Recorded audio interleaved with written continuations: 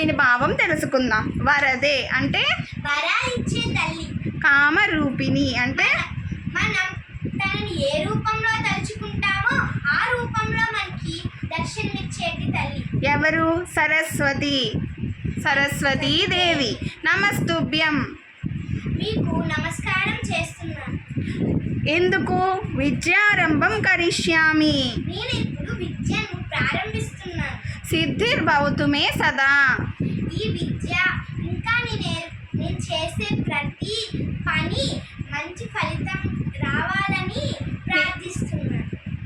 ఇదైతే ఈ శ్లోకం యొక్క భావము. దీన్ని ప్రతి ఒక్కరు ఉదయాన్నే లేచి చదువుకోవడం చాలా మంచిది. ధన్యవాదములు.